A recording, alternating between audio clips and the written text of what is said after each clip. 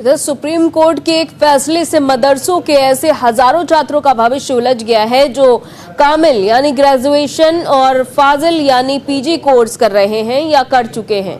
Court ने मदरसा board की अब तक दी जा रही इस डिग्री को अवैध करार दिया है और आदेश दिया है कि ये डिग्रियां किसी यूनिवर्सिटी से मिलनी चाहिए। इसके अलावा यूपी में गैर मान्यता प्राप्त मदरसों को मान्यता देने की प्रक्रिया 9 साल से रुकी हुई है और यहाँ तक बीते कई महीनों से मदरसा बोर्ड तक पुनर्गठित नहीं किया गया है। और इस मामले को all India teachers association of Madrasa Arabia के महासचिव वहीद उल्लाह सईदी से न्यूज इंडिया संवाददाता ने बातचीत की है। All India teachers association Madaris Arabia आज लखनऊ में एक बड़ा कॉन्फ्रेंस करने जा रही है, जिसमें मदरसे से जुड़े हुए टीचर्स और उनकी समस्याओं को उठाया जा रहा है। हमारे साथ एसोसिएशन के जनरल सेक्रेटरी वहीदुल्लाह खान सईदी साहब हैं।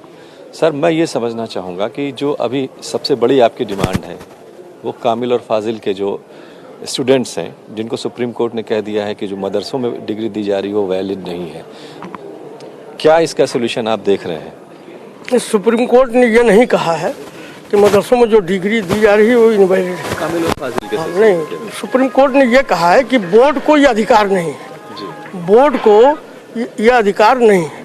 सुप्रीम कोर्ट ने यह कहा है। अब सरकार का ये कार्य है और सुप्रीम कोर्ट ने यह भी कहा है कि प्रोफेसर यशपाल कपूर बनाम छत्तीसगढ़ के हिसाब से सरकार उस पर काम करे।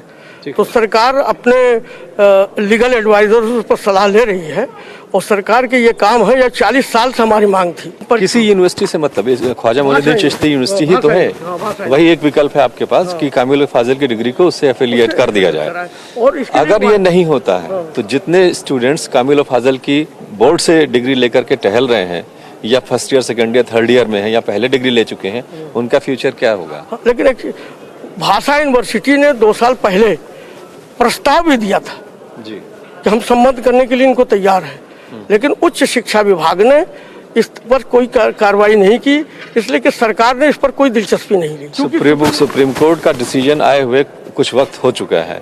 इस दरमियान क्या सरकार ने इस बात पर कोई सलाह मशवरा किया है आप लोगों से या कुछ आगे बढ़ी है? नहीं, इस पर एक चीज और स्पष्ट करना चाहता हूँ कि मदरसा बोर्ड डिग्री नहीं दे रहा था, वो मार्कशीट और सर्टिफिकेट देता है। ठीक है, डिग्री नहीं। उसने कहीं अपनी मार्कशीटों पर डिग्री शब्द नहीं लिखा है और न कहीं एक्ट में डिग्री का शब्द है। ये नियमावली में ये दे दिया गया कि कामिल समकक्ष इसकी, हाँ ठीक है, समकक्ष की बात कही गई है।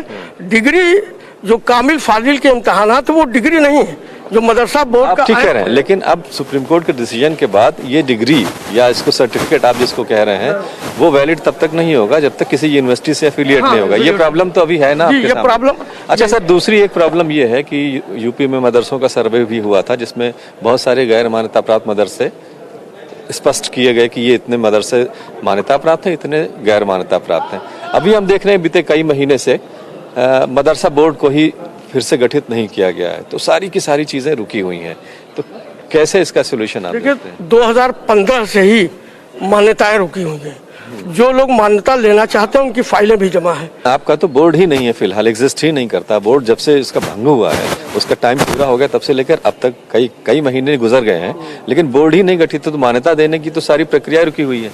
हाँ, अब ये सरकार का काम है ना बोर्ड बनाना।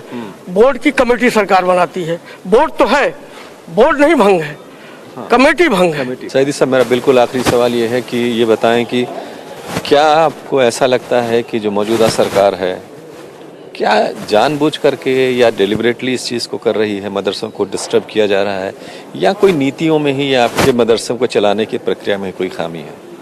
नहीं, सरकार से तो हमें अच्छी बातों की उम्मीद है और सरकार ने कभी अभी इस तरह का कोई काम नहीं किया जो हमारे लिए जो मान्यता प्राप्त मदरसे हैं या एडेड मदरसे हैं उस पर किसी तरह का नुकसान हो।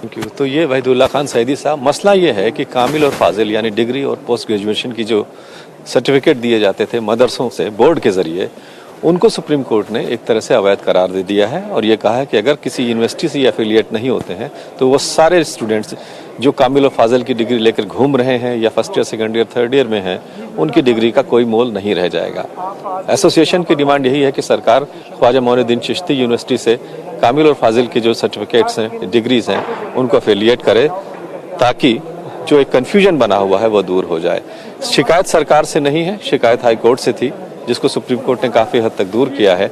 जहां तक मदरसा बोर्ड का सवाल है तो वो फिलहाल गठित नहीं है, और डिमांड ये भी है कि उसको गठित किया जाए ताकि मदरसों को मान्यता